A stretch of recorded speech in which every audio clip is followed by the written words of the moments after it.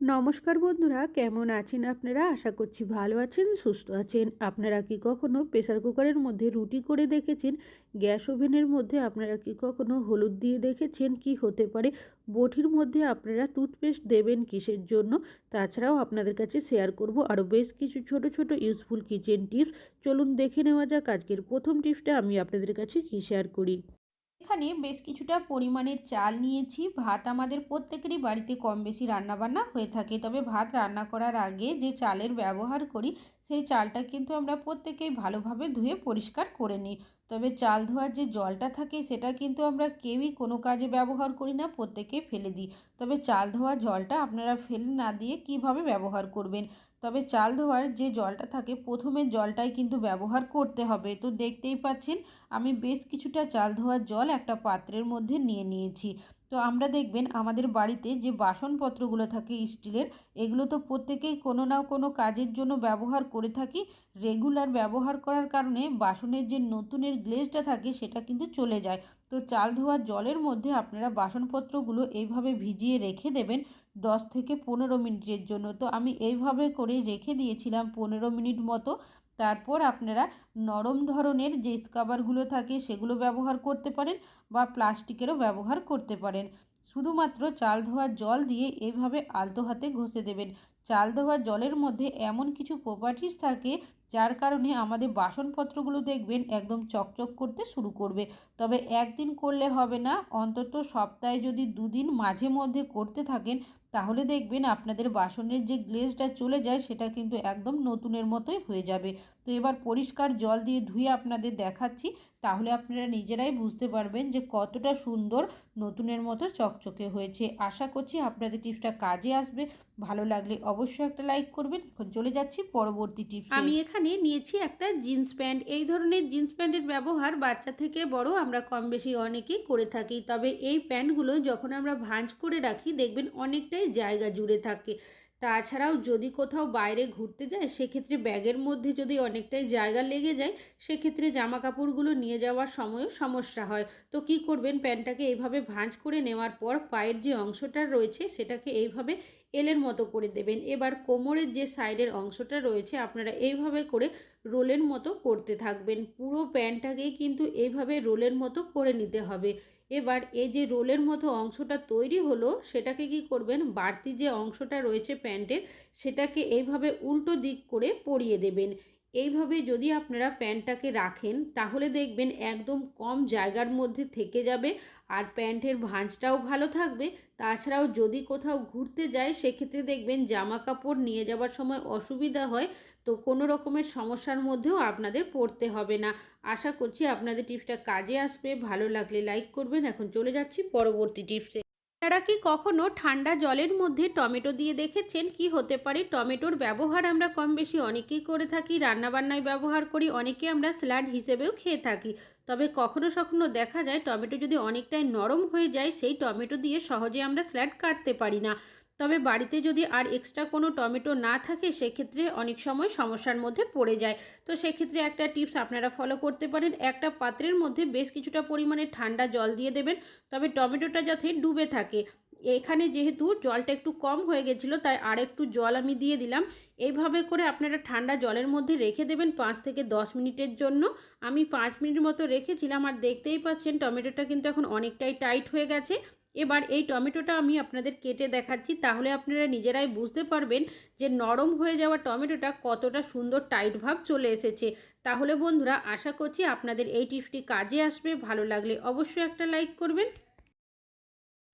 আপনারা কি কখনো মিক্সার জারের মধ্যে গার্ডার পরিয়ে দেখেছেন? কি হতে পারে? মশলা পেস্ট করার জন্য আমরা অনেকেই কোনো না কোনো মিক্সার জারের ব্যবহার করে থাকি।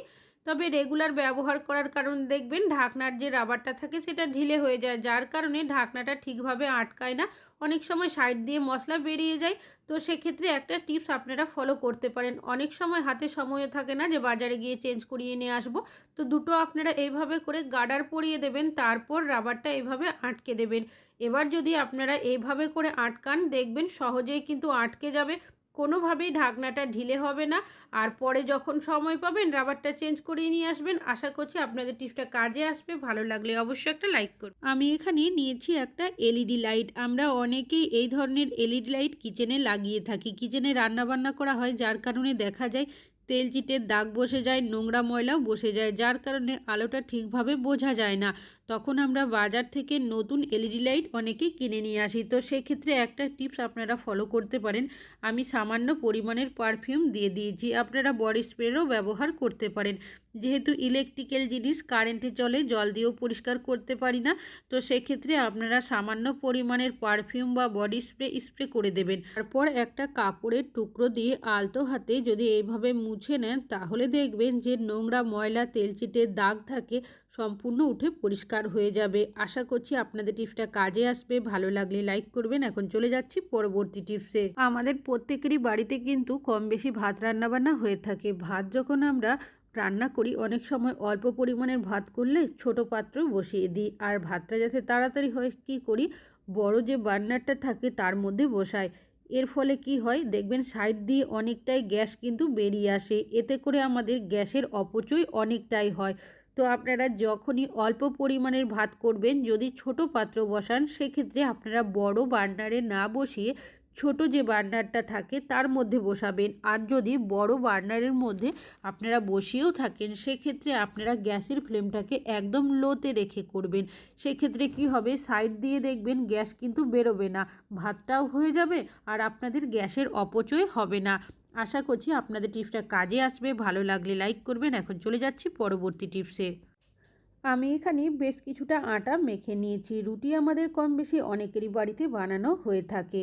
তবে অনেকেই আমরা কিন্তু রুটি বেলন চাকি দিয়ে বেলে থাকি। তবে হাতের কাছে যদি বেলন চাকি না থাকে, এখন দেখবেন চাকরির সূত্রে বা পড়াশুনোর সূত্রে অনেকে বাইরে থাকে, তাদের কাছে রুটি করার মতো এত কিছু অনেক সময় সরঞ্জাম থাকে না। সেক্ষেত্রে সমস্যা হয়, বা বাড়িতেও অনেক সময় যদি বেলন চাকি এঁঠোতে থাকে, তখন সমস্যার মধ্যে পড়তে হয় আমাদের। তো আমি এখানে একটা থালা নিয়েছি, যে লেচিগুলো বানিয়ে রেখেছিলাম সেই লেচিগুলো নিয়েছি, আর কিছুটা আটার গুঁড়ো দিয়েছি, হাত দিয়ে এভাবে চেপে দিয়েছি। এবার নিয়ে নিয়েছি এখানে একটা গ্লাস। গ্লাস তো আমাদের প্রত্যেকেরই কাছে থাকে, তো গ্লাসের সাহায্যে আপনারা এইভাবে যদি রুটিটা বেলেন, তাহলে আপনাদের বেলন চাকির প্রয়োজনই হবে না। ঠিক যেভাবে বেলন চাকি দিয়ে রুটি বেলেন, ঠিক সেইভাবে একটা থালা আর গ্লাসের সাহায্যে সুন্দরভাবে কিন্তু আপনারা রুটিটা বেলে নিতে পারবেন। তো কতটা সুন্দর রুটিটা বেলা হয়েছে আপনারা কিন্তু নিজেরা দেখেই বুঝতে পারছেন। আর আমি এইভাবে রুটি বেলছি বলে যে আপনাদেরও বেলতে হবে তা কিন্তু নয়। যদি হাতের কাছে আপনাদের বেলন চাকি না থাকে, বা কোনো কারণবশত আপনারা বেলন চাকির ব্যবহার করতে পারছেন না, সেক্ষেত্রে এই টিপসটা ফলো করতে পারেন। তবে যদি ভাবেন এইভাবে রুটি বেললে রুটি ফুলবে না, তা কিন্তু নয়। রুটিটা সেকেও দেখাবো, তবে আজ কিন্তু তাওয়াতে নয়, এই রুটিটা সেকবো প্রেসার কুকারে। তো তার জন্য এখানে একটা প্রেসার কুকার নিয়েছি। আগে ভালোভাবে পরিষ্কার করে ধুয়ে নিতে হবে। ডাইরেক্ট ব্যবহার করা যাবে না, এইভাবে করে গ্যাসের মধ্যে উল্টো করে নেবেন। আর কিছুটা অংশ গ্যাপ রয়েছে, আঙুলের সাহায্যে দেখিয়েও দিলাম, দেখতেই পাচ্ছেন। এবার যখন প্রেসার কুকারটা একটু গরম হয়ে যাবে, তখন আপনারা কি করবেন, বেলে রাখা রুটিগুলো প্রেসার কুকারের ওপরে আপনারা দিয়ে দেবেন।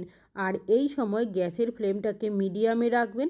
তারপর কিছু সেকেন্ড রাখার পর আপনারা রুটিটাকে উল্টো করে দেবেন। এইভাবে করে কিছু সেকেন্ড যখন উল্টো পাল্টা করে নেওয়া হয়ে যাবে, তারপর আপনারা একটা কিচেন তাওয়াল নিয়ে নেবেন, সেটা দিয়ে এইভাবে করে আপনারা চাপ দেবেন। তাহলেই দেখবেন রুটিটা কিন্তু আস্তে আস্তে ফুলতে শুরু করবে। ঠিক যেভাবে তাওয়াতে রুটি সেকেন, ঠিক সেইভাবেই প্রেসার কুকারেও রুটিটা সেঁকে নিতে পারবেন। অনেকেই দেখবেন এখন চাকরি সূত্রে পড়াশুনোর সূত্রে বাইরে থাকে, তাদের হাতের কাছে দেখা যায় তাওয়াও থাকে না রুটি করার জন্য। তো সেক্ষেত্রে এইভাবে আপনারা প্রেসার কুকারের ব্যবহার করতে পারেন। তবে এইভাবে আমি প্রেসার কুকারে রুটি বানিয়ে দেখালাম বলেই যে আপনাদেরও করতে হবে তা কিন্তু নয়।